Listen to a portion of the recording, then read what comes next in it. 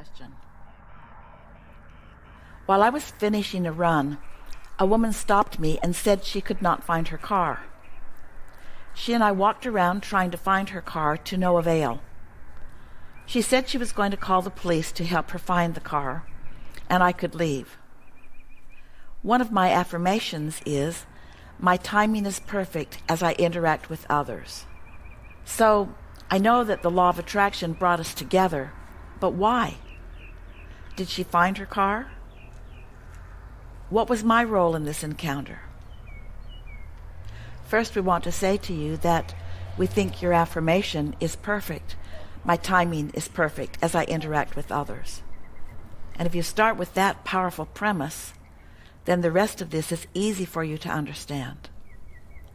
So often, when you engage with others, especially as a teacher or as an uplifter, as one who is helping, as someone who is wanting to give answers to the questions or solutions to the problems, there's a tendency to want to solve it once and for all.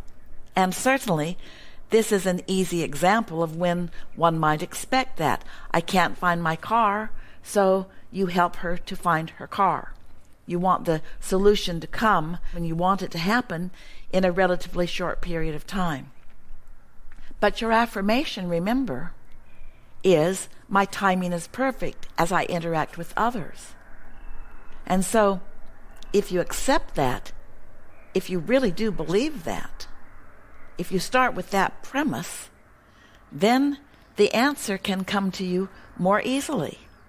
In other words, maybe at the same time that this person was confused and just could not remember where she put her car, you were a welcome, friendly person who was willing to walk with her a little bit until she began to feel a little bit more clarity. Maybe not only was her car missing, but maybe she was missing a sense of the kindness of humanity. Maybe you were answering other questions than, where is my car? You were answering questions such as, there are helpful people all around.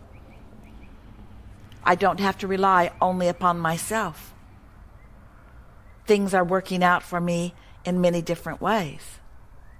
Yes, she certainly did find her car.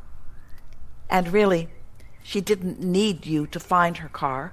She would have eventually, with the help of the policeman or the security person, they would have put her in a vehicle and driven with her until her car was found. It was not missing. It was not stolen. It was just misplaced. If you've been listening to us for a while, you've heard us make the statement many times, path of least resistance, that your inner being is always calling you to where you want to be through your path of least resistance. And yet, as humans, you translate that to mean my inner being's going to take me straight away to what it is I'm looking for. Sometimes, on the path to finding a misplaced car, there are some other things that have taken place. Even the not keeping track of where the car is part of the path. And then the reaching out to someone, that's part of the path. And the finding a willing person, that's part of the path. And finding some stability through her interaction with you, that's part of the path.